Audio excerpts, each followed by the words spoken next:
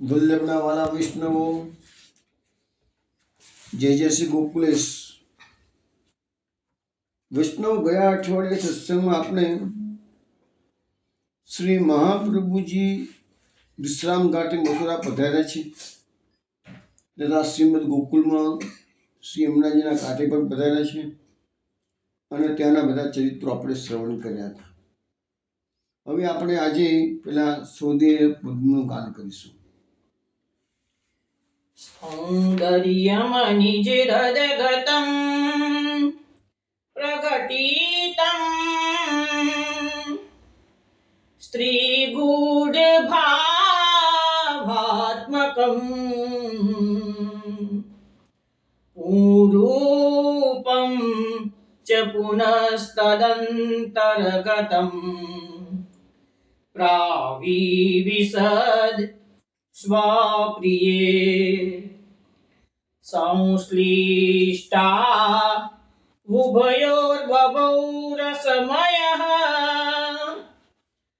कृष्णो हि तत् साक्षिकम्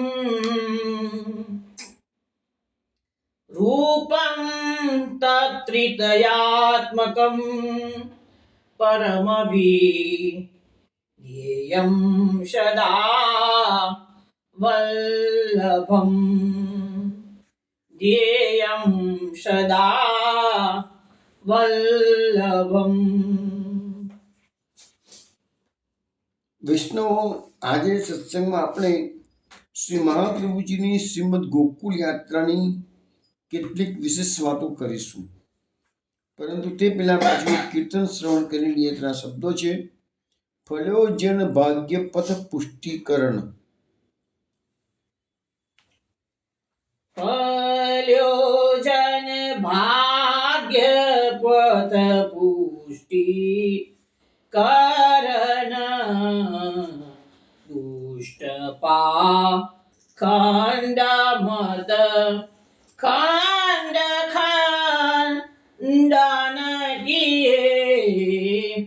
ફૂલ્યો જન ભાગ્ય પથ પુષ્ટિકરણ દુષ્ટ પાખંડ મત ખંડ ખંડન કિયે.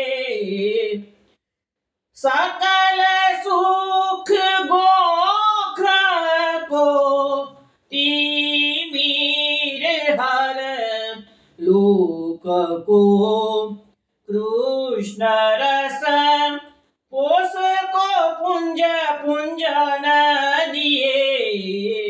सकल मर जाद मंडन प्रभु अवतरे खलन दंडन करन भक्त निर्मल हिये. प्रगट लक्ष्मण सदन देखी हरखित बदन मदन छवि कदन भई पदन नखना छिए. उदित भयो इंदु वृंदा विपिन को हरखी बरखी रस वचन सुनी श्रवणनी जन प्रिय. कृष्णदासनी नाथ हाथ गिरी वर धर्यो साथ सब गोप सुख निरखिने नन जिए. फल्यो जन भाग्य पथ पुष्टि कारण दुष्ट पाखंड मत खंड खंडन किए. खंड खंडन किए फल्यो जन। વૈષ્ણવ આ કીર્તન આપણે સારંગ રાગમાં શ્રવણ કર્યું છે. આમાં કૃષ્ણદાસ આપણને સમજાવે છે, ફલ્યો જન ભાગ્ય પત પુષ્ટિકરણ. જે દેવી જીવો છે એનું ભાગ્ય ફલિત થયું છે. કેમ? તો પુષ્ટિ પથનું પ્રાગટ્ય કરવા માટે મહાપ્રભુજીનું પ્રાગટ્ય થયેલું છે. દુષ્ટ પાખંડ મત ખંડ ખંડન કિએ. આવા મહાપ્રભુજીએ જે દેવી જીવો ભૂતલ પર હતા અને એ વખતે પાખંડ મત ફેલાઈ ગયેલું હતું અને એના કારણે દિશા શૂન્ય થઈ ગયેલા હતા. તે પાખંડ મતને મહાપ્રભુજીએ ખંડ ખંડ ટુકડે ટુકડા કરીને એનો પૂરેપૂરો નાશ કર્યો છે. સકલ સુખ ધોખ ગો તિમિરહર. હવે જે અહીંયા વ્રજવાસીઓના સુખની વાત આવે છે, સકલ સુખ ગોખ કો, તો વ્રજવાસીઓને જે સુખ હતું એ સુખ મહાપ્રભુજી પ્રદાન કરવા માટે પધારે છે. તિમિરહર એટલે જે અજ્ઞાન રૂપી અંધકાર હતો એને દૂર કરવાના છે. લોક કો કૃષ્ણ રસ પોષકો.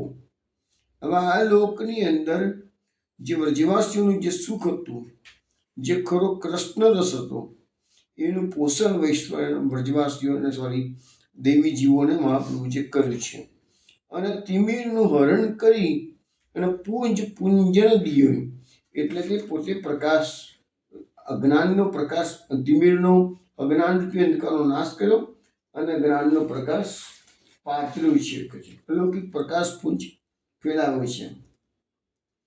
સકલ મર્યાદ મંડન પ્રભુ અવતરે કરણ દંડન કરણ ભક્ત નિર્મલ હિએ.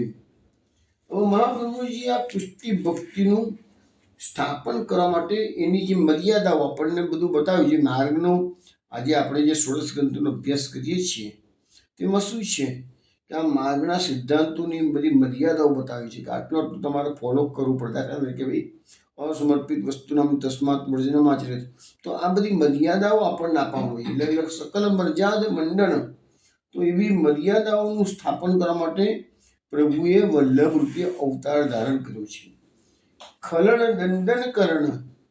હવે જે આ માર્ગમાં આને આવતા હોય દુષ્ટો, એ ખલ લોકો, એને મહાપ્રભુજીએ દંડ ઉગ્ર પ્રતાપ વાંકસિંધુ કહે છે ને, ઉગ્ર પ્રતાપથી એ લોકોને દંડ આપીને દૂર કર્યા છે આ માર્ગથી કે અમારા વૈષ્ણવ તમે હેરાન કરશો નહીં.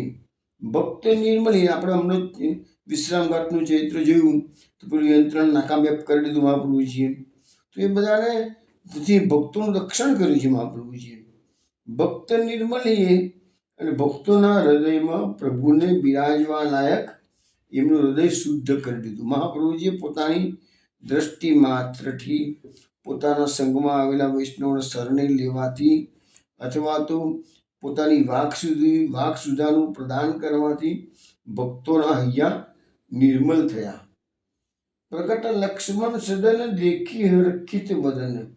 હવે એવા મહાપ્રભુજીનું લક્ષ્મણજીના ઘેરે પ્રાગટ્ય થયું છે અને એમના સ્વરૂપના દર્શન માત્રથી વૈષ્ણવોના, દેવી જીવોના હરખ સમાતો નથી. હવે એમનું સ્વરૂપ કેવું છે? તો મદન છબી કદન ભઈ પદન નખ ના ઈચ્છીએ. હવે મદન એટલે કે કામદેવ. મહાપ્રભુજીનું સ્વરૂપ લાવણ્યામૃત એટલું બધું સુંદર છે કે મદનની છબી પણ કદન ભઈ, એટલે કે મદન એટલે કામદેવ. કામદેવ તો કેટલો દેખાવડો હોય, સ્વરૂપવાન હોય, તો કે એની આગળ કામદેવની છબી પણ ઝાંકી પડી જાય છે. અને ભાઈ પદન નખ ના લીએ, મહાપ્રભુજીના ચરણના નખની તુલનામાં પણ એ કામદેવનું સૌંદર્ય આવી શકે એમ નથી. એવું મહાપ્રભુજીનું સૌંદર્ય છે. શ્રી વલ્લભ નખ ચંદ્ર છટા બિના સબ જગમાં જ અંધેરો કીધું છે ને, તો મહાપ્રભુજીના ચરણના નખની તુલના અહીંયા કરવામાં આવેલી છે. ઉદિત ભયો ઇન્દુ વૃંદા વિપિન કો હરખી. હવે આ ઇન્દુ એટલે કે ચંદ્ર, અને વંદા વિપિન એટલે વંદરાવન.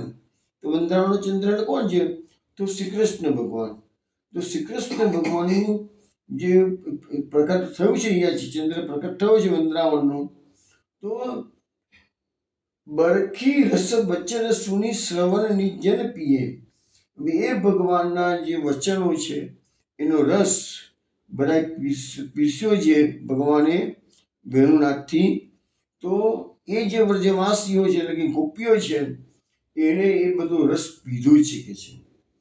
હવે મહાપ્રભુ કૃષ્ણાસ કે છે, કૃષ્ણાસની નાથ હાથ ગિરિવર ધર્યો.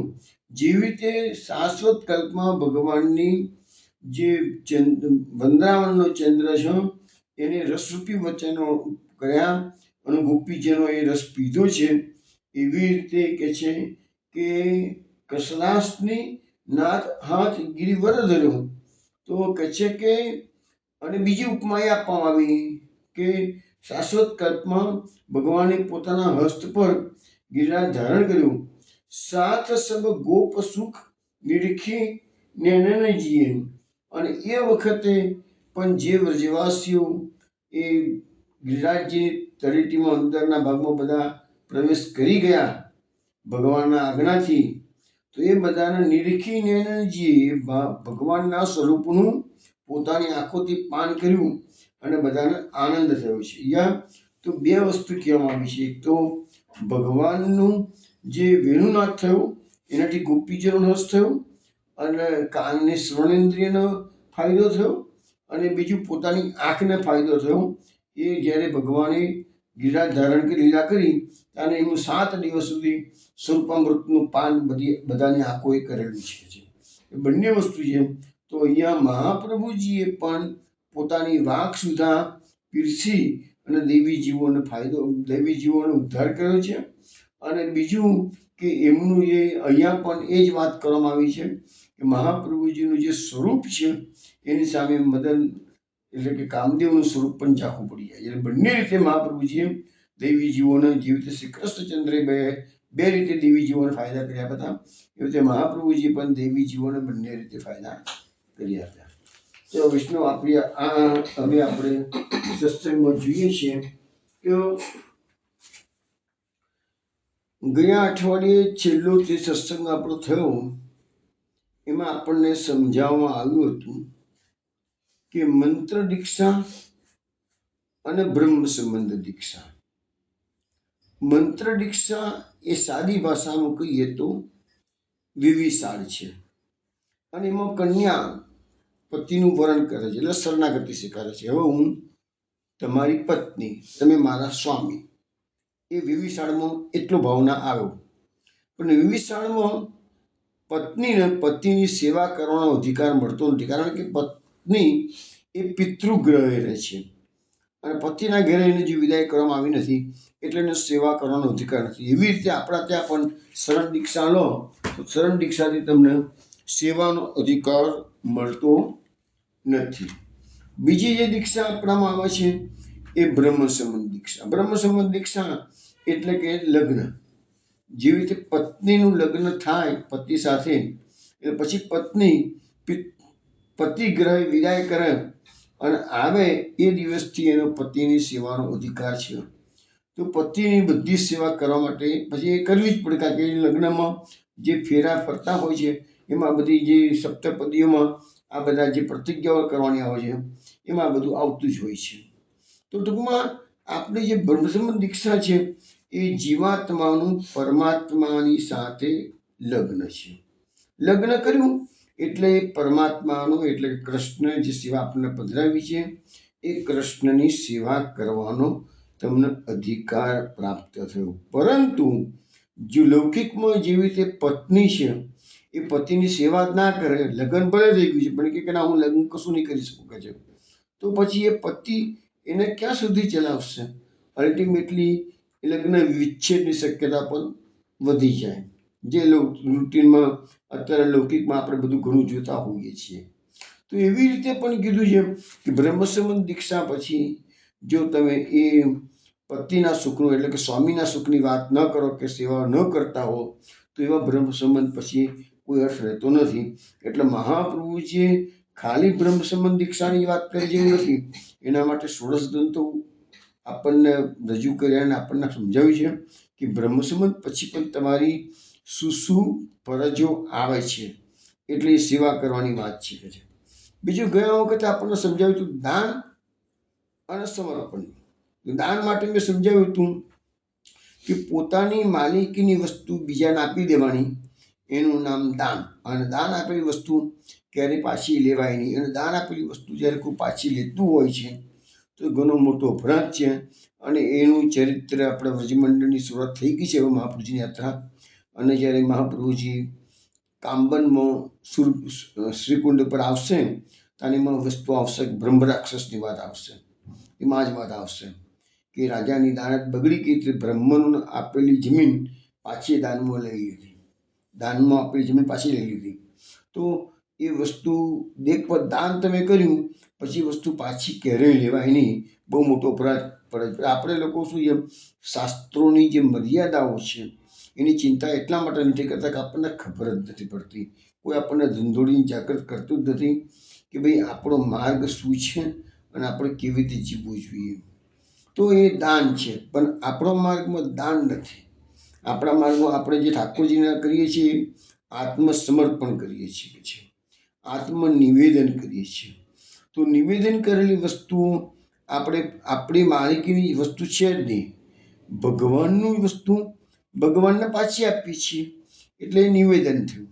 આપણું પોતાનું હોય તો આપણે દાન કરીએ. દાનમાં ક્યારે આપણી માલિકીની વસ્તુ દાન કરી શકાય, પણ આપણું દાન આપણું પોતાની માલિકીની વસ્તુ છે જ ક્યાં કશી. જે કંઈ છે ભગવાનનું આપેલું છે અને ભગવાનને પાછું આપવાનું છે. એટલે નિવેદિત વસ્તુ કરેલી હોય તો એનો પાછો એ પ્રસાદી થઈ ગઈ અને પછી એનો ઉપભોગ આપણે કરી શકીએ છીએ. શંકર ભગવાનનો જે માર્ગ છે એને એ લોકો શિવ નિર્માલ્ય કહે છે. શંકરના એક અર્પણ કરેલી વસ્તુ પાછી એ લોકો નથી લઈ શકતા, એનો માર્ગ એ પ્રકારનો માર્ગ છે, એને એ લોકો શિવ નિર્માલ્ય કહે છે. આપણામાં એવું નથી. આપણામાં તો ઓન ધી કોન્ટ્રારી મહાપ્રભુજીની આજ્ઞા છે કે બધું જ ભગવાનને ધરાઈને લેવું, એટલે અપસમર્પિતનો ત્યાગ કરવાની મહાપ્રભુજીની આજ્ઞા છે. એટલે આપણામાં દરેકે પોતપોતાના માર્ગના સિદ્ધાંતોનો ફોલો કરવા જોઈએ.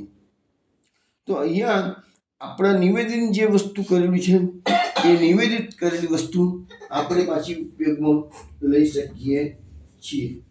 હવે આપણને એક સવાલ આવ્યો કે ભાઈ આપણને કહે છે કે ભાઈ તમારી પાસે હતું શું તો તમે આપ્યું છે, એટલા માટે કહે છે જેનું લીધું હતું તેને લીધું, તેમાં પરમાર્થ શું કીધું. આપણી પાસે આમાં એક હું તો લૌકિક એક્ઝામ્પલ આપીને સમજાવું. તો આજે સિદ્ધાંત સમજાવવા માટે સામાન્ય લૌકિક એક્ઝામ્પલ આપું. ઇન્ફોસિસના માલિક જે નારાયણ મૂર્તિ છે એમના વાઇફનું નામ સુધા મૂર્તિ. એનું એક પુસ્તકમાં એક કિસ્સો આપેલો હતો કે એ લોકો લખે છે કે અમે લોકો ખૂબ નાના હતા અને કોઈ નાનકડા ગામમાં રહેતા હતા. કે છે મારા દાદાએ એક વખત સવારના પર બારણું ખોલ્યું અને એક નાનકડો છોકરો બારણે વચ્ચે ઊભો હતો.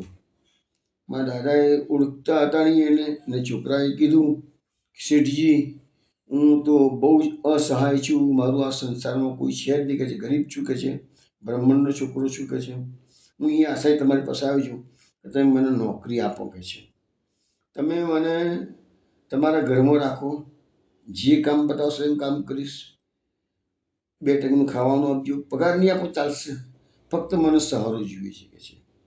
દાદાને કહે છે દયા આવી ગઈ. દાદાએ છોકરાને રાખી લીધું. એ છોકરાનું નામ હતું અનંત. કહ્યું કે છોકરો વર્ષો સુધી અમારા ઘરમાં રહ્યો, અમારા ઘરનું નાનું મોટું જેટલું કામ બતાવીએ બધું કરતો હતો. દાદાએ એને કહે છે કે એ ના પાડી કે મને પગાર નહીં આપો ચાલશે, તો દાદાએ એને 100 રૂપિયા પગારના પણ મહિનાના આપતા હતા. અને એને ઉપરથી એને બ્રાહ્મણનો છોકરો તો એટલે પૂજાપાઠ પણ એને શીખવાડ્યા કે ભાઈ તારે રોજીરોટીમાં ભવિષ્યમાં તારે પૂજાપાઠ કર્મકાંડ કરવો હોય તો તું કરી શકે, એટલે બધું દાદાએ શીખવાડ્યું કે છે. હવે સવાલ એ આવ્યો કે એની પાસે 100 રૂપિયા જે ભેગા થતા હતા બધા, હવે એ તો છોકરો તો ઘરમાં કે હળી મળી ગયો હતો બધાને સાથે કે છે, પરંતુ એ છોકરો પાસે જે કંઈ બી છે એ તો એના દાદાનું આપેલું જ હતું, સુધામૂર્તિના દાદાનું આપેલું જ હતું ને કે છે. હવે માનો કે એના દાદાની બર્થડે આવી હોય કે ઘરના બીજા કોઈ મેમ્બરની બર્થડે આવી હોય અને પેલો એને કશું ગિફ્ટ આર્ટિકલ લઈ આપે તો કહેવાય શું છે કે ભાઈ મેં એને કેટલો આનંદ થાય કે મેં શેઠને ખુશ કર્યા, શેઠને મતલબ. પણ હકીકતમાં તો તે હતું એનું જ અને એનું એને જ આપી દીધું હોય છે. તો આપણે પણ આ ભાવ કેળવવા, આજે રૂટીનની અંદર માનો કે આપણે અહીંયા બધા આજકાલ તો નોકરીનો જમાનો છે, બધા જ નોકરી કરતા હોય છે, જોબ કરતા હોય છે, બરાબર છે. હવે જોબની અંદર પાછળનો આપણો ભાવ શું છે કે આપણે સારામાં સારું કામ કરીએ તો આપણને સારામાં સારું ઇન્ક્રીમેન્ટ મળે, સારામાં સારો પગાર મળે. સામાન્ય રીતે આપણી ફિલોસોફી આ જ પ્રકારની હોય છે. તો એની અંદર કીધું છે કે ભાઈ આપણે અહીંયા બેમાં ફરક ક્યાં આવ્યો છે કે એમાં ગીવ એન્ડ ટેકની ફોર્મ્યુલા છે. આપણો જે હવે જે દાસ અને સેવક, હું તમને દાસ અને સેવક બે શબ્દ પર લઈ જઉં છું. તો નોકરી કરવી એટલે ગીવ એન્ડ ટેક. હું તમારું કામ કરું છું, તમે મારો પગાર આપો એટલે હું મારું થઈ ગયું. તો એ છે એ નોકરી છે. એ દાસત્વ છે, ચોક્કસ છે, પણ એ દાસત્વ દુનિયાદારીનું દાસત્વ છે. પણ અહીંયા જે ઠાકોરજીની સેવા કરવાની છે એના માટે તમને હું મીરાબાઈનું એક્ઝામ્પલ આપું. મીરાબાઈએ એક પદમાં ગાયું છે કે મને ચાકર રાખોજી ગિરધારી લાલા, મને ચાકર રાખોજી. તો હવે અહીંયા ચાકરી રાખવાની, ચાકર તરીકે, નોકર તરીકે રાખો. અહીંયા જે ભાવ કયો આવ્યો છે તો એના માટે એક સંતે સમજાવેલું કે મીરાબાઈ ભગવાનને નોકરી માટે એપ્લિકેશન કરે છે, મને ચાકર રાખોજી. કેમ? તો આપણે સામાન્ય રીતે નોકરી માટે એપ્લિકેશન કરતા હોઈએ તો આપણે આપણી બધી જેટલી લાક્ષણિકતાઓ હોય, જે આપણી પોઝિટિવ વસ્તુ હોય, બધી બતાવતા હોઈએ. હું આટલું ભણેલો છું, આટલો એક્સપિરિયન્સ છે, આટલી લાઈનમાં મારી એક્સપર્ટાઇઝ છે, હું આટલું જાણું છું, વગેરે વગેરે આપણે બધા બતાવે છે. જ્યારે અહીંયા મીરાબાઈ એવું નથી કહેતા. મીરાબાઈ ભગવાનને કહે છે કે મને ચાકર રાખોજી, એ ગિરધારી લાલા મને ચાકર. કેમ? પ્રભુ મને આ દુનિયામાં કોઈ નોકરી આપતું જ નથી, મારી કોઈ લાયકાત જ નથી, એટલે દુનિયાના લોકોથી હારીને થાકીને હું તમારી પાસે નોકરી માટે આવી. જો હવે અહીંયા કેવું છે, સામાન્ય દુનિયામાં આપણે આપણામાં કંઈક છે એવું તત્વ બતાવીને નોકરી લેવા જઈએ છીએ. જ્યારે અહીંયા મીરાબાઈ એનાથી ઊંધી વાત કરે છે, મારામાં કોઈ લાયકાત નથી, મને સંસારમાં કોઈ નોકરી આપતું નથી. તો આ બધી જે મેં વાતો કરી એમાંથી બે ફલશ્રુતિ નીકળે છે. એક તો સૌથી વિલંબેલું એ છે કે જે આપણો માર્ગ છે ને એ દીનતાનો માર્ગ છે. આપણે ભગવાનની પાસે એમ જઈએ કે જો હું તો મોટો ગુરુ થઈ ગયો છું, મારી પાસે 1 લાખ સેવકો છે, મારા તો 10 આશ્રમો છે. તો એવી ક્વોલિફિકેશન લઈને જો ભગવાનની પાસે જશો તો ભગવાન તમારી એપ્લિકેશનને રિજેક્ટ કરી દેશે. આપણે તો એવું કહેવાનું ભગવાનની પાસે જઈને, પ્રભુ હું તો જેસો હું તેસો તિહારો શ્રી વલ્લભ. હું સારો છું, ખરાબ છું, જેવો છું પ્રભુ તમારો છું.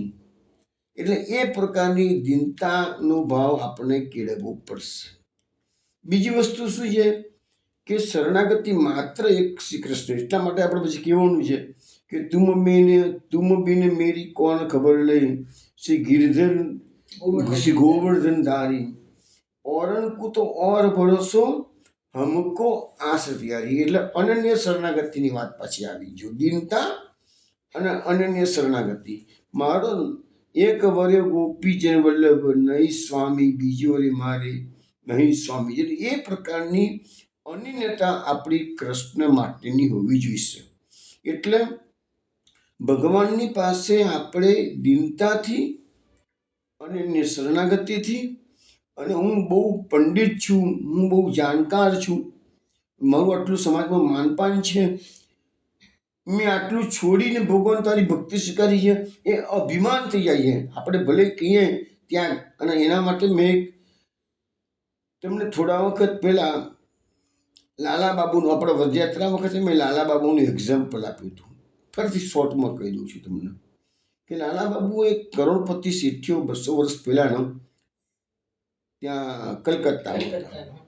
અને એવા બનાવો બન્યા છે તો છેવટે બધું છોડી પોતાની સુખ સાહેબી પરિવાર બધું જ છોડી અને કામ માટે વંદરાણવાસ કરો. આજે પણ વંદરાણમાં તમે જાઓ વૈષ્ણવ તો તત્યા સ્થાનની નજીકમાં જ લાલા બાબુનું મંદિર છે. તમે જોજો આજે પણ એ લાલા બાબુનું રંગનાથની સામે. લાલા બાબુનું રંગનાથ મંદિર છે, સુવર્ણ ઠબરાનું મંદિર ત્યાંથી નજીકમાં જ છે. એ બધું બાજુમાં જ છે બધું. તો લાલા બાબુ એ જમાનાના કરોડપતિ શેઠ પણ બધું છોડીને વંદરાણવાસ કર્યો.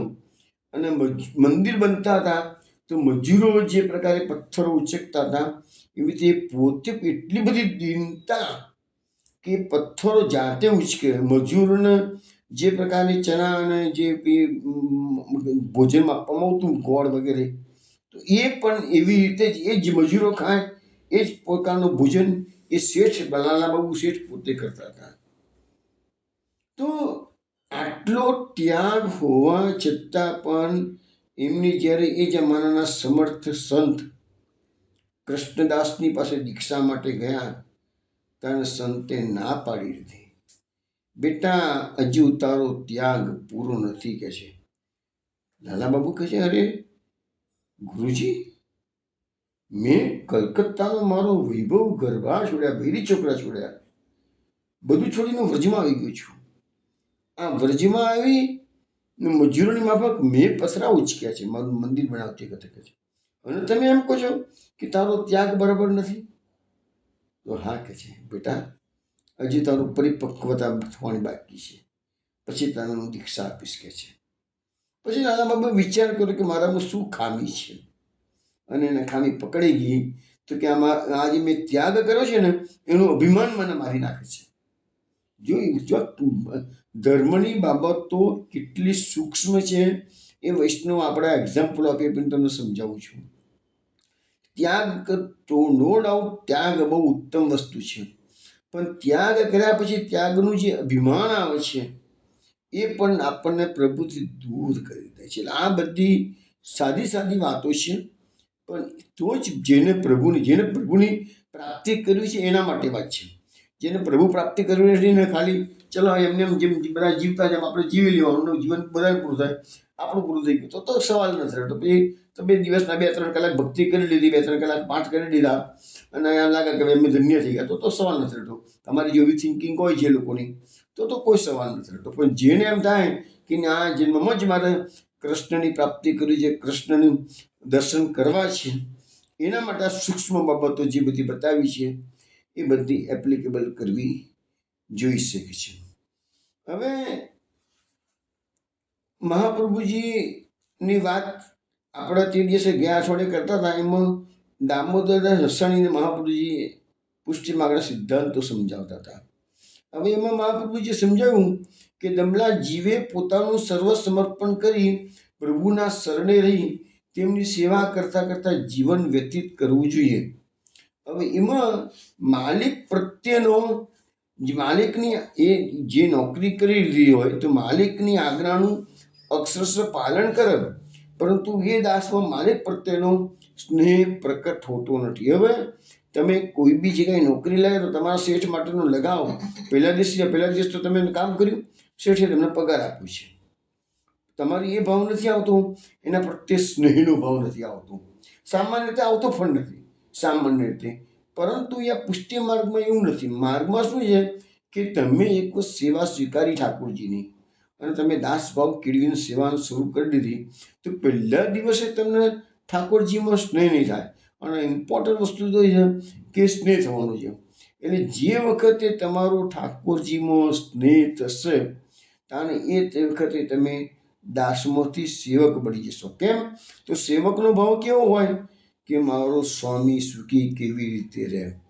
તો જે તત્સુખની ભાવનાનું જે આપણા પુષ્ટિ માર્ગમાં મુખ્ય તત્વ કહેવામાં આવેલું છે એ સેવક ભાવમાંથી જ આવે, દાસ ભાવમાં નહીં આવે. દાસ ભાવ નો ડાઉટ દાસ ભાવ અને સેવક ભાવમાં બહુ મોટો તફાવત નથી, પણ અહીંયા જે સમજાવવામાં આવ્યું છે કે સેવક એને કહેવાય કે જે સ્વામીના સુખમાં જ એનું સુખ રહેલું હોય એ સેવક, અને દાસ એને કહેવાય કે સ્વામીની બધી આજ્ઞાઓનું પાલન કરવું એ દાસ. બેનો સાધારણ ડિફરન્સ મેં તમને બતાવી દીધો, બરાબર છે.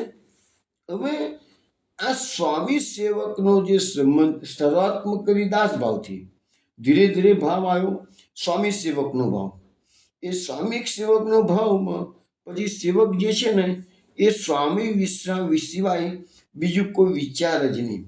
અને એ વિચારતા વિચારતા શું થશે કે અલ્ટિમેટલી એનામાં સ્વામી પ્રત્યે માનમાંથી પ્રેમ ઉદ્ભવશે. માન એ જુદી વસ્તુ છે અને પ્રેમ એ જુદી વસ્તુ છે. બંને વસ્તુ જુદી છે.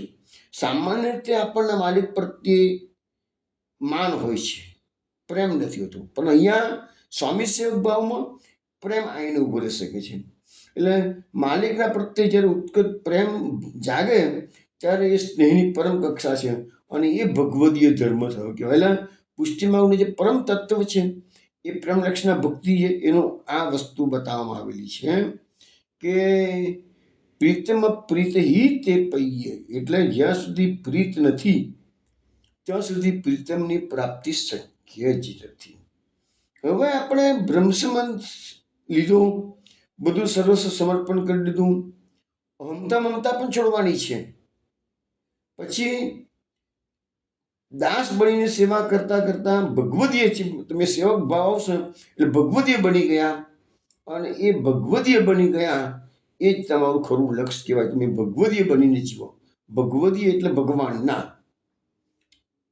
હવે આપણને મહાપ્રભુજી સમજાવે છે કે બીજ ભાવે દધેતું સ્યાત ત્યાગાત શ્રવણ કીર્તનાથ. તો ત્યાગાત, શ્રવણ અને કીર્તન આ ત્રણ વસ્તુથી તમારો બીજ ભાવ દઢ થશે. પુષ્ટિ જીવોમાં બીજ પહેલી વસ્તુ સમજાવો કે ભક્તિ માર્ગ કે ભક્તિ વર્ધિની ગ્રંથ મહાપ્રભુજીએ લખ્યો છે એ કોના માટે છે? જેનામાં બીજ ભાવ છે એના માટે. જેનામાં બીજ ભાવ નથી એને તો બધું સરખું જ લાગવાનું છે. પથ્થર પર પાણીના જેવું છે. જે પથ્થર પર તમે ગમે તેટલું પાણી રેડશો તો પથ્થર એવો ને એવો જ રહેવાનો છે. એ પીગળવાનો જ નથી કોઈ સંજોગોમાં. પણ જે લોકોમાં બીજ ભાવ છે અને એ બીજ ભાવ અંકુરિત નથી થતું, અંદર એમને એમ સુપ્ત અવસ્થામાં પડી રહેલું છે, તો એને અહીંયા મહાપ્રભુજી સમજાવે છે કે દીઢ ભાવે દધેતુ સ્યાત ત્યાગાત શ્રવણાત કીર્તનાત. ત્યાગથી, શ્રવણથી અને કીર્તનથી. હવે શ્રવણ એટલે શું? તો આજે મેં થોડા દિવસ પહેલા તમને એક્ઝામ્પલ આપેલું રૂક્ષ્મણીજીનું. રૂક્ષ્મણીજીએ ક્યારેય દ્વારકાધીશને જોયા નથી, પણ નારદજી કે બીજા ઋષિમુનિઓ આવી અને જે કૃષ્ણની કથા કરતા હતા, કૃષ્ણના વખાણ કરતા હતા, એનાથી રૂક્ષ્મણીજીમાં એ સાંભળતા સાંભળતા સાંભળતા વન સાઇડેડ પ્રેમ થઈ ગયો. પછી ટુ સાઇડેડ તો વસ્તુ જુદી છે, પણ એ વખતે તો રૂક્ષ્મણીને એમ થયું કે હું કનૈયાની સાથે જ લગ્ન કરું, દ્વારકાધીશ સાથે જ લગ્ન કરું. તો એ શ્રવણનો ફરક આટલો પડે. તમે આ રૂટીનમાં પણ તમે જુઓ, કોઈ પણ વ્યક્તિની જોડે તમે વિશેષ વાત કરતા હો એના તો એને કોઈ અથવા જાતે વાત ના કરતા હો ને એને કોઈકના વિશે માહિતી મળે કે ફલાણા ફલાણાનું આવું કર્યું, તેવું કર્યું, તેમ કર્યું, તો સારી સારી વાતો સાંભળવા મળે તો મનથી ને મનથી પણ એ માણસ આપણને ગમવા લાગે. અથવા તો એવું પણ બની શકે કે જે માણસ બહુ વાતો કરતો હોય કોઈ વ્યક્તિની, તો માની લેવાનું કે એના મનમાં એનો પ્રવેશ થઈ ચૂકેલો છે. તો આ બધું સામે આજે તમે જો આ પિક્ચરો જોતા હોય, જે સેલિબ્રિટીઓને બધા એના ફેન્સ આવતા હોય, એ બધું શું છે? વારંવાર પિક્ચર જુઓ એટલે બધો એ હીરો ગમવા મળે, હિરોઈન ગમવા મળે છે અને એના ફેન બની જાય છે કે લોકો. બરાબર? તો એવી રીતે શ્રવણ ભક્તિ છે એનો ફાયદો આ છે કે શ્રવણ કરવાથી પહેલા દિવસે તમે કૃષ્ણના ગુણગાન શ્રવણ કરે તો પહેલા દિવસે કૃષ્ણમાં પ્રેમ નહીં થાય, પણ ધીરે ધીરે ધીરે ધીરે કૃષ્ણમાં ભક્તોના ચરિત્રો તમે વાંચતા જશો, કૃષ્ણની કથાઓ વાંચતા જશો, પછી જ્યારે કહું આ ભગવાન આવો દયાળુ છે, આટલા બધા ભક્તોના આવા અઘરા કામ કરે છે. તો ભલે સ્વાર્થથી કે બીજી રીતે પણ આપણે વિચારીએ, પણ તમને ઓટોમેટિક પછી કૃષ્ણ ભક્તિમાં થોડી ઉત્કટતા આવતી જશે, તમારું સ્નેહ વધતો જશે કૃષ્ણ માટેનો. જો બીજાના કામ કરાવે ભગવાને ભક્તોના, ભલે પુષ્ટિ માર્ગમાં એ વસ્તુનું બહુ કિંમત નથી, છતાંય પણ પ્રેમ કરવા માટેનું આ એક બહાનું છે મની ચાલે કે જેને આપણે કહીએ ને કે સકામ ભક્તિ ભલે ઈચ્છનીય નથી, પરંતુ સકામ ભક્તિ નિંદનીય પણ નથી. ખ્યાલ આવે તમે શું કહું છું? ફેરથી રિપીટ કરું વાક્ય. સકામ ભક્તિ ઉત્તમ નથી, પણ સકામ ભક્તિની નિંદા નહીં કરવાની કોઈ દિવસ. કેમ? નથી ભક્તિ કરતા એના કરતાં તો સકામ ભક્તિ સારી છે. અને સકામ ભક્તિ તમે કરશો તો એક દાડો એ નિષ્કામમાં પરિવર્તિત થશે. જ્યારે મનુષ્યને એમ થાય કે બસ પ્રભુ તે મને બહુ આપી દીધું છે, બસ પ્રભુ બસ ઘણું થઈ ગયું, ઘણું થઈ ગયું, બસ નથી જોઈતું પ્રભુ, બસ. એ તબક્કો જીવનમાં જ્યારે આવી ગયો તે વખત તમને એમ લાગશે કે ના, હવે મારી નિષ્કામ ભક્તિમાં વળી જવું છે, મારે નથી, બહુ આપ્યું ભગવાને, કહે હવે નથી જોઈતું કશું. કહે છે મેં કાંતાબેનનું એક ચરિત્ર થોડા વખત પહેલા 4 પાનાનું બધાને મોકલ્યું હતું. એમાં એ જ વાત આવતી હતી, જેને યાદ હોય ને, કદાચ યાદ નહીં હોય બધા, કે બહુ વખત થઈ ગયો છે એટલે. એમાં જ હતું કે એમણે ત્યાં પરિવારમાં પુત્ર હતો નહીં, એટલે થોડું કામ મનમાં, બધી રીતે સુખી પરિવાર હતું, પણ થોડુંક મનમાં આમ થયા કરતું હતું ભગવાને પુત્ર સંતાન આપે સારું. પણ જેવું પુત્ર સંતાન ભગવાન આપી દીધું તો કાંતાબેનના ચરિત્રમાં મેં કહ્યું હતું એ વખત લખ્યું છે, મેં 4 પાના ભરીને બધાને મોકલ્યું છે બી. તરત એમને થયું, કહ્યું બસ પ્રભુ ઘણું થઈ ગયું, હવે કશું જોયું, હવે સંતોષ થઈ ગયો છે, તે મને મારી ઈચ્છા પૂરી કરી દીધી. કે છે અને પછી જે જીવનનો પલટો આવ્યો છે એ તો બધું તમે વાંચશો એટલે તમને ખ્યાલ આવશે. 4 પાનાનું પુસ્તક, 4 પાનાનું એ પેમ્પલેટ બી બધાને મોકલ્યું હતું મેં. તો કહેવાનો મતલબ શું છે કે એ શ્રવણ કરવાથી તમારું શ્રવણ પછી લૌકિક ત્યાગ, તો તમારું જે બીજ ભાવ છે એ દૃઢ થશે. હવે મહાપ્રભુજી આગળ શું? સ્નેહાદ રાગ વિનાશ સ્યાત આસક્ત્યા સ્યાત ગ્રહ રુચિ. આ ભક્તિવર્ધિની ગ્રંથમાંથી હું તમને કહું છું. તો કહે છે કે લૌકિક રાગનો નાશ થશે તો તમારા ભગવત સ્નેહ તમારા અંકુર ફૂટશે. ભગવત સ્નેહ ઓટોમેટિકલી તમારું થશે. કારણ કે બે જગ્યાએ સ્નેહ ના થઈ શકે, સંસારમાં અને ભગવાનમાં બે એક સાથે સ્નેહ ના રહે. અને એ સ્નેહ કરો તો બંને જગ્યાએ, તો એ તમારો સ્નેહ બંને ડિવાઈડ થઈ ગયેલો છે, તો એમાં કોઈ ભલીવાર નહીં આવે. એટલે એના કરતાં સંપૂર્ણ છોડી અને પ્રભુ ભક્તિમાં જીવન જીવશો ને તો એ જ તમને ફ્રૂટફુલ થશે. હવે આગળ શું કહે છે કે પ્રભુમાં પછી પ્રેમ વધતા થશે ને તો ઘરની આસક્તિ દૂર થાય. એટલે આસક્ત્યા સ્યાદ ગ્રહ રુચિ, ગ્રહમાં તમારી આસક્તિ દૂર થઈ જશે પ્રભુમાં પ્રેમ હશે તો. અને એના સ્યાદ વ્યસનમ કૃષ્ણે કૃતાર્થ સ્યાદ તદૈવહિ. હવે એક વખત કૃષ્ણમાં તમારું વ્યસન દશા પ્રાપ્ત થઈ ગઈ તો તમે કૃતાર્થ થઈ ગયા છો. તમે પ્રભુ સિવાય રહી જ ના શકો. કૃષ્ણની વાતો કર્યા સિવાય તમને ચેન નથી પડતું. એ પોઝિશન આવે ત્યારે એને વ્યસન દશા થઈ શકે છે. ભક્તિનું જે વૃક્ષ છે આ એની બધી બીજ ભાવથી શરૂ કરીને તે ઉપર સુધીનું વ્યસન દશા સુધીનું કેવી રીતે પ્રાપ્ત કરવું, એ બધી વાતો મહાપ્રભુજીએ ભક્તિવર્ધિની ગ્રંથમાં કરેલી છે. અને એ ભક્તિની ચરમ સીમા છે. કે છે તો મહાપ્રભુજી દમલાજીને કહે છે, દમલા દરેક વૈષ્ણવનું અંતિમ લક્ષ્ય છે. અને મહાપ્રભુજીને કહે છે કે તમે જે જીવને બ્રહ્મ સંબંધ મંત્ર આપી મને સોંપશો તેનો હું કદી ત્યાગ નહીં કરું, એવું ભગવાને કીધેલું છે. કે છે પછી મહાપ્રભુજી દમલાજીને કહે છે, દમલા આમ પ્રભુએ કૃપા કરી તારા જેવા તેમના અંતરંગ પુષ્ટિજીવો માટે જ આ માર્ગ પ્રકટ કરેલો. હું કહું છું ને કે આ માર્ગ બધા માટે નથી, આ વિલક્ષણ માર્ગ છે. સિલેક્ટેડ જે લોકો, જે જીવ તુચ્છી રૂપી ગયા છે લીલા પરિક્રમાથી, એવા સિલેક્ટેડ દૈવી જીવો માટેનો જ આ માર્ગ છે. કે છે આડેધડ પ્રચાર કરો તો કોઈને અસર થવાની જ નથી. કારણ કે અહીંયા મહાપ્રભુજીએ પુષ્ટિ માર્ગમાં ક્યાંય પણ લૌકિક સુખની વાત કરી જ નથી. કે છે લોકાર્થી ચેત ભજેત કૃષ્ણમ ક્લિષ્ટો ભરોતિ સર્વથા ક્લિષ્ટોપી ભજેત કૃષ્ણમ લોકો ન્યસ્યતિ સર્વથા. એવું આપણને મહાપ્રભુજીએ સિદ્ધાંત મુક્તાવલીમાં સમજાવ્યું છે. એનો શું અર્થ થયું?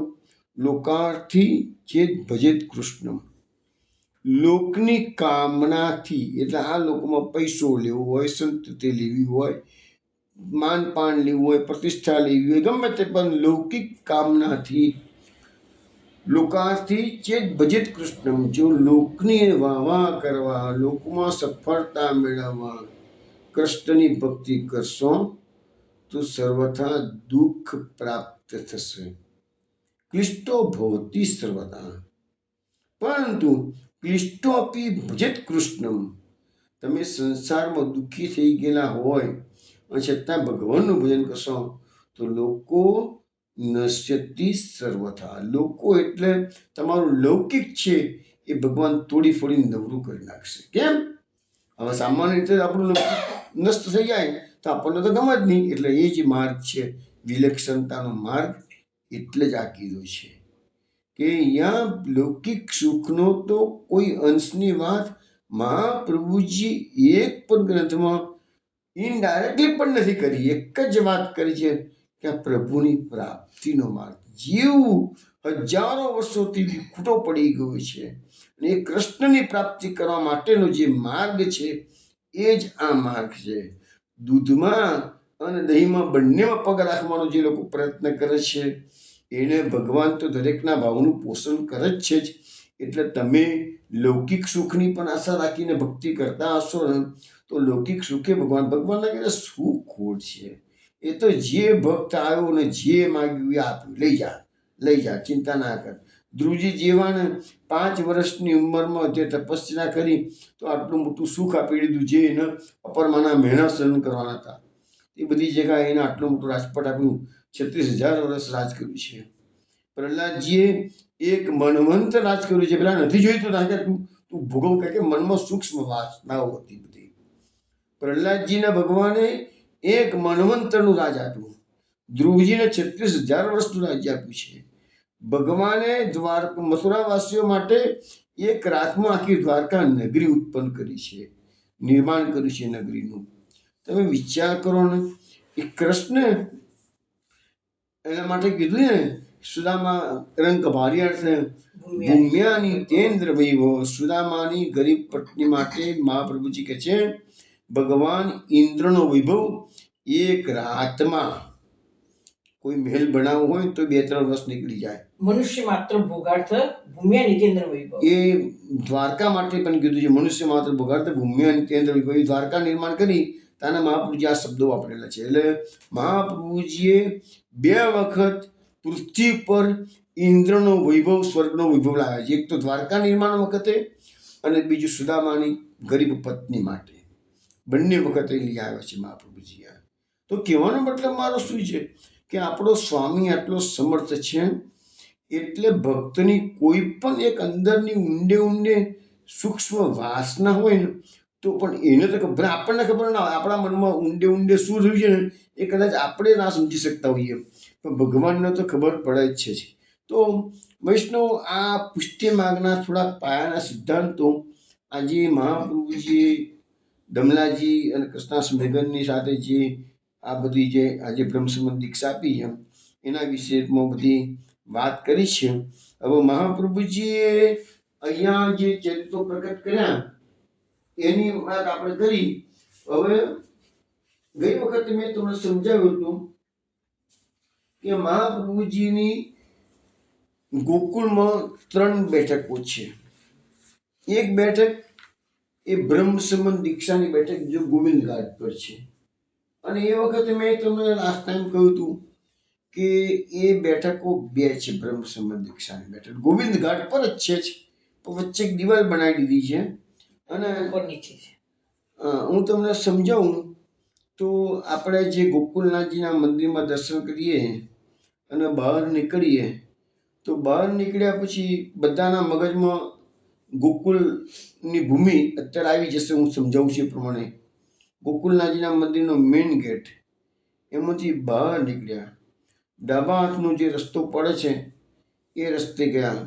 સામે તમે જોશો તો રાજા ઠાકુરનું મંદિર આવશે. રાજા ઠાકુરનું મંદિરમાં આજે એક નિધિ સ્વરૂપ છે રાજા ઠાકુર, એ બી ત્યાં બિરાજે છે. અને ગુસાનજી 7 બાળકો સાથે બિરાજતા હતા, 7 લાલજી સાથે. એ જ જગા એ જ આ રાજા ઠાકુરનું મંદિર.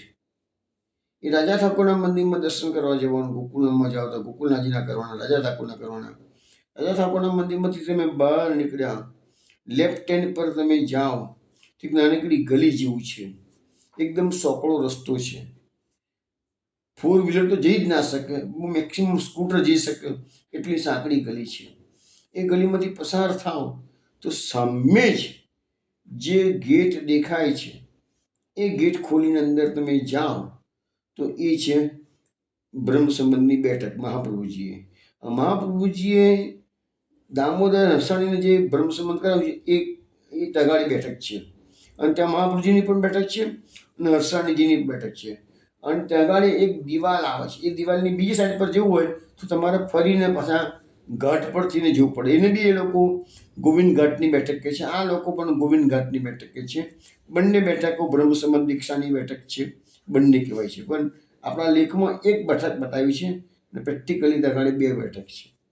હવે એ બડી બેઠક બ્રહ્મ સંબંધ હરસાણીની બેઠક જે બ્રહ્મ સંબંધ અપાવ્યું છે એમાંથી બહાર નીકળો.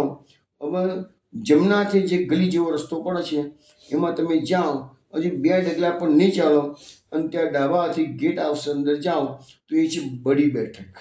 એ બડી બેઠક શું છે તો મહાપ્રભુજીની તપેલી ત્યાં થતી હતી, જ્યારે મહાપ્રભુજી બિરાજતા હતા ત્યારે તપેલી થતી હતી, એટલે એને બડી બેઠક કહે છે.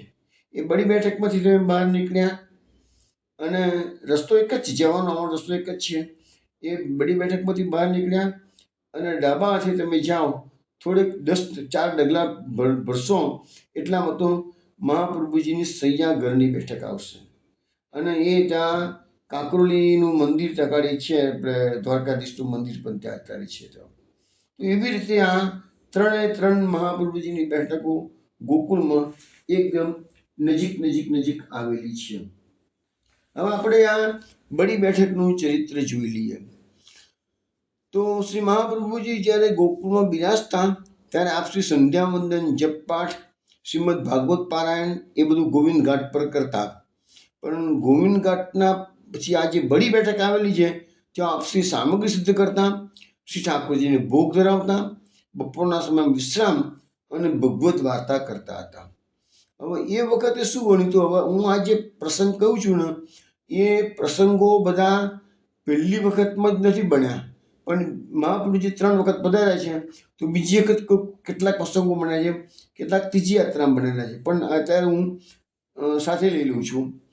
તો એક વખત એવું બન્યું કે વંદરાવનના ચૈતન્ય સંપ્રદાયના સંતોએ વિચાર કર્યો કે આપણને પણ આ શ્રીનાથજીની સેવા, હજુ તો શ્રીનાથજીનું પ્રાકટ્ય મહાપ્રભુજીના હસ્તે થયું નથી, પરંતુ એનો અર્થ એવો થયો કે આ જે પ્રસંગ હું તમને કહું છું એ એના પછીનો હોવો જોઈએ. શ્રીનાથજીની સેવા કરીએ તો શ્રીનાથજીએ એ બધા સેવકોને આજ્ઞા કરી, ચૈતન્ય સંપ્રદાયના સેવકોને, કે ના, મારી સેવા તો શ્રી વલ્લભાચાર્યજી જ કરી શકે છે અને મેં તમને ફક્ત નામ સ્મરણનો જ અધિકાર આપેલો છે, માટે તમે લોકો બધા મારું નામ સ્મરણ કરો. હવે સંતો મહંતો જે ત્યાં હતા એના વસ્તુ ભગવત આજ્ઞા છે એટલે સવાલ જ નથી રહેતો. એમને તો કે મહાપ્રભુજીનું આટલું બધું ફેવર કરે છે શ્રીનાથજી બાબા, તો શું કારણ છે?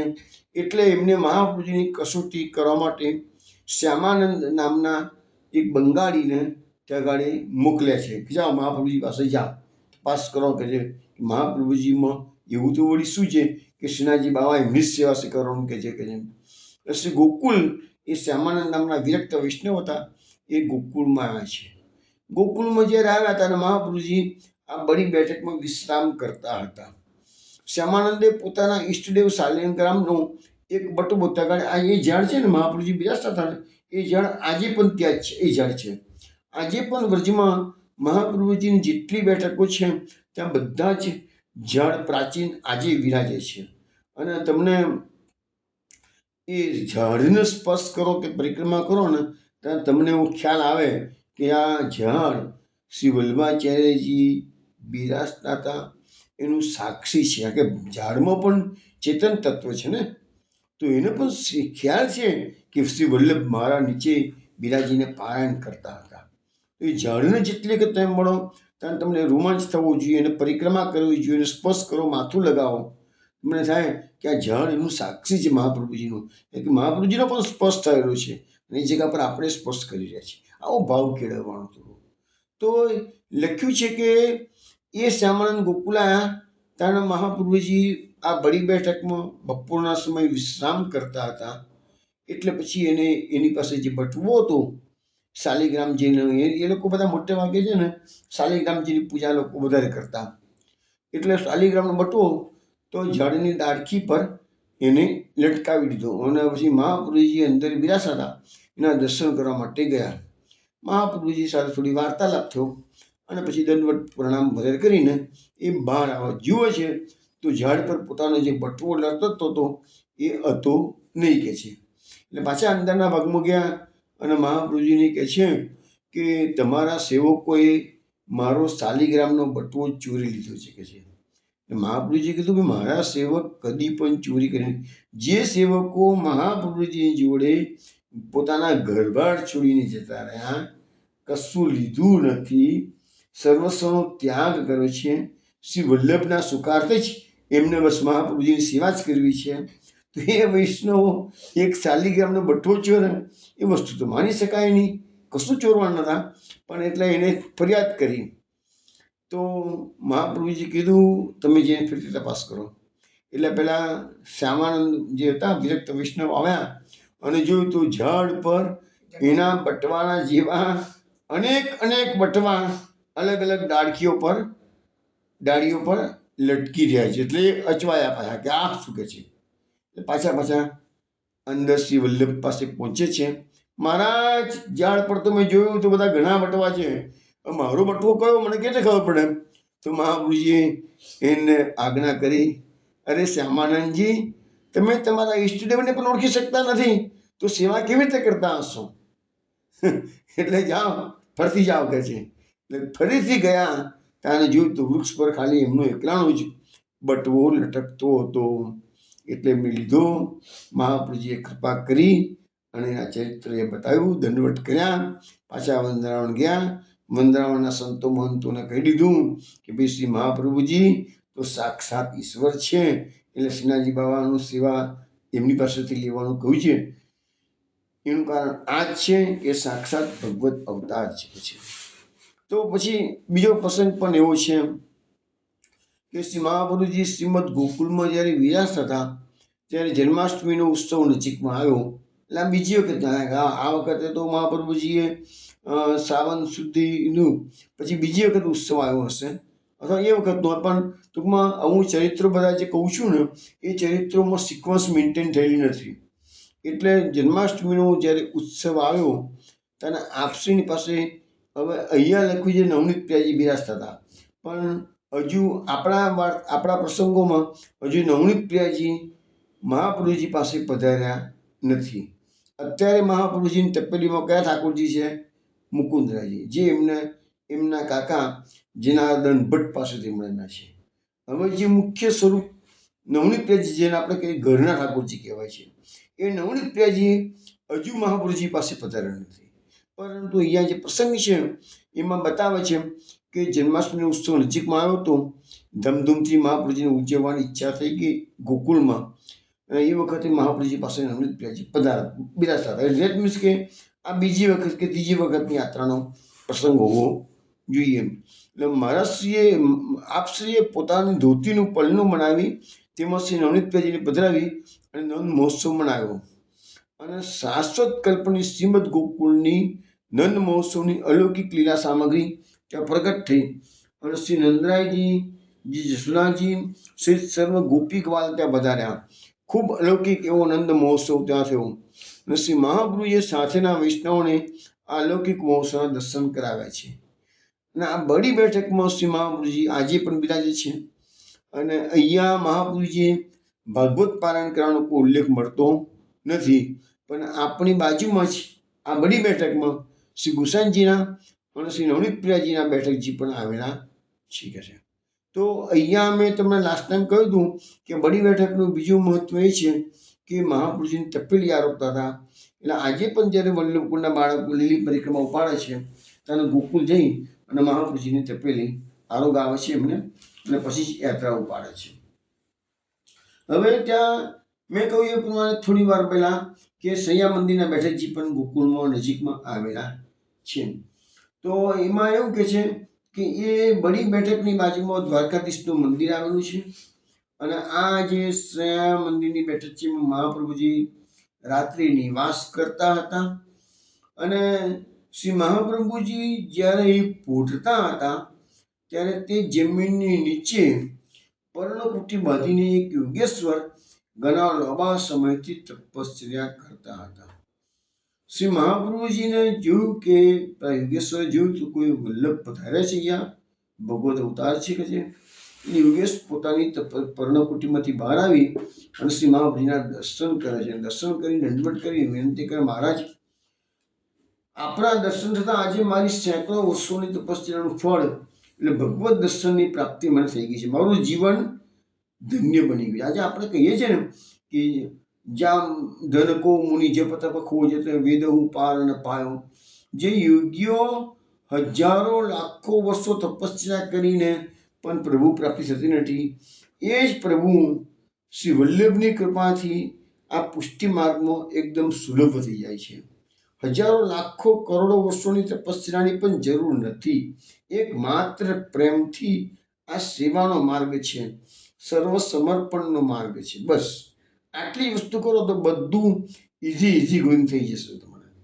હવે અહીંયા એ યોગેશ્વર આટલા વર્ષો તપસ્યા કરતા હતા, પણ મહાપ્રભુજીના દર્શન કર્યા એટલે થયું કે આજે મને ફળ મળી ગયેલું છે કે છે. મહારાજ આપશ્રીનો પ્રતાપ ભૂતર પર સદાય તપતો રહેશે. શ્રીમદ ગોકુળ ફરી હવે ટૂંક સમયમાં આ ગોકુળ નગર ફરીથી વસશે. પણ તે વખતે આપણા 7 પૌત્રોના 7 મંદિરો અહીંયા થવાની છે અને આ સ્થળે સુંદર મંદિર બની શકે છે. પરંતુ તે વખતે મને અહીંથી કોઈ હટાવે નહીં એવી આપ આજ્ઞા કરો કે છે. શ્રી મહાપ્રભુજીએ કહ્યું કે અમારી આજ્ઞા છે હે યોગેશ્વર, તમને કોઈ હટાવશે નહીં કે છે. પછી પેલા યોગેશ્વર પાછા પોતાની પર્ણકુટીમાં તપસ્યા કરવા ચાલ્યા ગયા. તમને મેં થોડા વખત પહેલા વિવિધ ભક્ત કથામાં લલિતકુમાર શાસ્ત્રીજીનું ચરિત્ર મોકલ્યું હતું. જે લોકોએ વાંચ્યું તો સાંભળ્યું તો હશે પણ યાદ હોય તો લલિતકુમાર શાસ્ત્રીજીના પૂર્વજન્મના જે ગુરુ હતા, શિષ્ય હતા, પૂર્વજન્મના શિષ્ય હતા, એ હરિદ્વારની જંગલમાં કોઈ જગ્યાએ ગુફામાં તપસ્યા કરતા હતા અને પોતાના ગુરુના દર્શનની ઈચ્છા થઈ એટલે એમને પોકાર કરીને શાસ્ત્રીજીને સુરતથી હરિદ્વારમાં બોલાવ્યા છે. શાસ્ત્રીજીને ખબર નથી પડતી, એ તો બધા પ્રસંગો અત્યારે ડિટેલ્સમાં નથી કહેતો હું. શાસ્ત્રીજીને ખબર નથી પડતી કે મને કોણ બોલાવે છે, ક્યાં બોલાવે છે, શા માટે બોલાવે છે. પરંતુ છેવટે સપના દ્વારા જે ઇન્ડિકેશન મળ્યું અને જંગલમાં ઘોર જંગલમાં જાય છે ત્યાં એક 7 વર્ષનું બાળક રૂમઝૂમ અવાજ કરતું શાસ્ત્રીજીને ડીપ જંગલમાં લઈ જાય છે અને એ જે ગુફા છે ત્યાં આવીને બાળક અદૃશ્ય થઈ જાય છે. અને જ્યારે ગુરુ એ શિષ્ય એટલે યોગી અંદરથી બહાર નીકળે છે ને ત્યારે ગુરુજીને પ્રણામ કરતા કહે છે. તો ગુરુજી કીધું कि वो बालक कहाँ है जो मेरे को यहाँ तक लेके आया. ताने पेलो योगी के छे, अरे गुरुजी आप तो बहुत भाग्यशाली हैं, वो बालक के दर्शन आपको हुए, वो कृष्ण कन्हैया था, वो मेरे को अभी तक दर्शन नहीं हुए उनके. तो विचार करो, તમને એ સમજાવવા માંગુ છું વૈષ્ણવો કે આટલા વર્ષોથી જે યોગીઓ તપસ્યા કરે છે એમને પણ એક કૃષ્ણના દર્શન થતા નથી. અને આ પુષ્ટિ માર્ગમાં તમે 84 વૈષ્ણવની વાર્તા આપણે બધી ઘણા ખરા પ્રસંગો લઈશું ધીરે ધીરે મહાપ્રભુજીને લગતા. પણ તમે જોશો તો આપણને અહીંયા વૈષ્ણવોને મહાપ્રભુજીની કૃપાથી ભગવત દર્શન સુલભ થઈ જાય છે. તો આ માર્ગની વિલક્ષણતા જે બધી બતાવું છું ને હું, તો વૈષ્ણવ આ જ વસ્તુ છે. તો અહીંયા પણ બતાવવામાં આવ્યું છે કે એ યોગેશ્વર પાછા પર્ણકુટીમાં તપસ્યા કરવા જતા રહ્યા. સમય જતાં આ જગા શ્રી ગુસાઈજીના પુત્ર, ત્રીજા પુત્ર બાલકૃષ્ણજીના ભાગમાં આવે છે અને દ્વારકાધીશનું મંદિર નિર્માણ કરાવ્યું અહીંયા કે છે અને પાયો ખોદ્યો. તેના પર્ણકુટી યોગેશ્વરની પર્ણકુટી અંદરથી નીકળી દ્વારકેશ એમને બાલકૃષ્ણજીના પુત્રએ કહ્યું કે તમે અહીંથી ખસી જાઓ. યોગેશ્વરે કહ્યું કે મને શ્રી મહાપ્રભુજીએ વચન આપ્યું છે કે તમને અહીંથી કોઈ હટાવશે નહીં. છતાં દ્વારકેશજી માન્યા નહીં અને યોગેશ્વરની પર્ણકુટી જમીનમાં 16 8 નીચે ઉતરી ગઈ ને પછી ત્યાં મંદિર બન્યું, પછી પ્રભુને પાટે પધરાવ્યા. તો દરરોજ રાજભોગ ધોવામાં આવે ત્યારે પ્રભુ એ રાજભોગ આરોપતા નહીં અને સામગ્રીમાં કીડા ઉભરાતા હતા કે છે. શ્રી દ્વારકેશજીએ પછી ચતુર્થ કુમાર ગોકુલનાથજીને આ પ્રસંગ કહ્યો અને કહ્યું કે હું શું કરું. અને ગોકુલનાથજી આજ્ઞા કરી કે તમે ભગવત ભક્તનો અપરાધ કર્યો છે અને શ્રી મહાપ્રભુજીની આજ્ઞાનું ઉલ્લંઘન કર્યું છે, તે શ્રી ઠાકોરજી તમારા પર પ્રસન્ન દેખાતા નથી, તમારી સામગ્રી આરોપતા નથી. પ્રભુ પોતાનો અપરાધ ઉદારતાપૂર્વક ક્ષમા કરે છે, પરંતુ પ્રભુ મહાપ્રભુજીનો અપરાધ હોય કે ભગવતીનો અપરાધ હોય એ પ્રભુ સહન કરતા નથી. પછી શ્રી પ્રભુને ખૂબ વિનંતી કરી ક્ષમા માગી છે અને પછી જ દ્વારકાધીશ પ્રભુ રાજભોગ આરોપતા થયા, ખૂબ કાળાવાળા કર્યા. તો એ આપણને સમજાવવામાં આવે છે કે વૈષ્ણવોનો અને શ્રી મહાપ્રભુજીનો અપરાધ કરવાથી સાવચેત રહી ડરતા રહેવું જોઈએ. શ્રી વૈષ્ણવોની અને મહાપ્રભુજીની આજ્ઞાનું કદાપી ઉલ્લંઘન કરી તેમને અપ્રસન્ન કરવા જોઈએ નહીં. કારણ કે આમાં શું છે કે ભગવદીઓનું આપણા તો ખૂબ મોટું મહત્વ સમજાવ્યું છે. હરિ, ગુરુ અને વૈષ્ણવ આ ત્રણનું ત્રિવેણી છે, તો ત્રણેયની ઇક્વલ ઇમ્પોર્ટન્સ છે. અહીંયા છે ને આપણા સંપ્રદાયમાં કહેવાય છે કે ભાઈ હરિ, ગુરુ ને વૈષ્ણવ. હરિ ગુરુ બે જણા, જો વૈષ્ણવના તો હરિગુરુની કિંમત શું રહેવાની છે? હરિ નથી તો ગુરુ અને વૈષ્ણવની કિંમત નથી રહેતી. એટલે ત્રણનું ત્રિવેણી છે, હરિ, ગુરુ ને વૈષ્ણવનું, અને તો જ બંને એકબીજાના પૂરક બધા છે. તો વૈષ્ણવ આપણે અહીંયા જે બેઠકજીનું ચરિત્ર હતું એ સમજી લીધેલું છે. ત્રણ બેઠકના ચરિત્રો આજે જે મેઇન બેઠક છે જ્યાં ભાગવત તો પારાયણ થયું હતું, ગોવિંદ ઘાટની બેઠક, ત્યાં તો આપણે સમજીએ કે 7 દિવસ પારાયણ પણ થયું હતું અને બ્રહ્મ સંબંધ મંત્રની જે દીક્ષા માટે આજ્ઞા થઈ હતી એ બેઠક. બડી બેઠકમાં જે ચરિત્ર જોયું એની અંદર જોયું તો પેલા બટવાનો પ્રસંગ બન્યો એ જોયું, અને સૈયાઘરની અંદર યોગેશ્વરની પર્ણકુટીનો પ્રસંગ જોયો. એવી રીતે આપણે ત્રણ બેઠકના ચરિત્ર પૂર્ણ કર્યા. હવે આપણે આવતીકાલે સત્સંગની અંદર અહીંયા ગોકુલના જ બીજા પ્રસંગો જે બનેલા છે એના પર થોડુંક આપણે શ્રવણ કરી અને પછી આપણે મહાપ્રભુજીની સાથે યાત્રામાં વ્રજયાત્રામાં આગળ જઈશું. હવે કાલે રાત્રે 8 વાગે મળીએ. તસદી જય શ્રી ગોકુલેશ. જય શ્રી ગોકુલેશ. જય શ્રી ગોકુલેશ. જય શ્રી ગોકુલેશ.